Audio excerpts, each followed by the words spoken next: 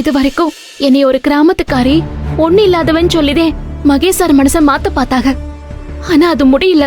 இப்போ மகேஷ் சார் வேணுங்கிறதுக்காக என்னைய பலியாக்க முடிவு பண்ணிட்டாங்கன்னு தோணுது. இதுக்கு மேலேயே நம்ம பொறுமையா இருக்கிறது நல்லதில்ல அன்பு. நீங்களும் நானும் நேரா மகேஷ் சார் முன்னாடி போய் நின்னு உண்மை என்னன்னு சொன்னா மட்டும்தான் இந்த பிரச்சனை எல்லாம் தீரும். இல்லனா இது பரவற நோய் மாதிரி வளர்ந்துகிட்டே போய் ஒரு கட்டத்துல நம்ம எல்லாரையும் அழிச்சிரும். அவசரப்படாத ஆனந்தி. நீ சொல்ற மாதிரி எனக்கும் இது சதின்னு தான் தோணுது. ஆனா இந்த நேரத்துல நம்ம அவசரப்படுவோம் தான் அவங்களும் எதிர்பார்ப்பாங்க. அதுக்கு தான் கொஞ்சம் பொறுமையா இருக்க சொல்றேன்.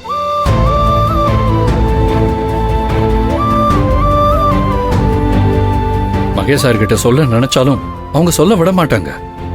இல்ல அதையும் மீறி அவங்க கிட்ட சொல்லும் போதும் எப்படி அவங்க நம்பலையோ அதே மாதிரி தான் மகேஷ் சாரை நம்ப விட மாட்டாங்க.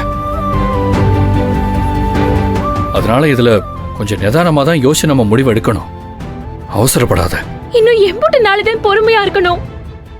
அதுக்கு என்கிட்ட பதில் இல்ல. ஆனா நான் உனக்கு வாக்கு கொடுத்த மாதிரி உன்னை என்னைக்குமே நான் விட்டு கொடுக்க மாட்டேன். என்ன நம்பு. மேடம், ஆனந்தி கொஞ்சம் பார்த்துக்கோங்க. வர ஆனந்தி.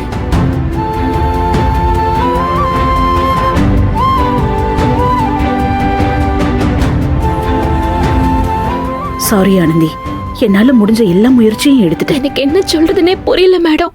கண்ணை கட்டி காட்டுல விட்ட மாதிரி திக்க தெரியாம தவிச்சுக்கு இருக்கிறேன். எப்படி இதுல இருந்து மீண்டு வர போறேன்னு தெரியல.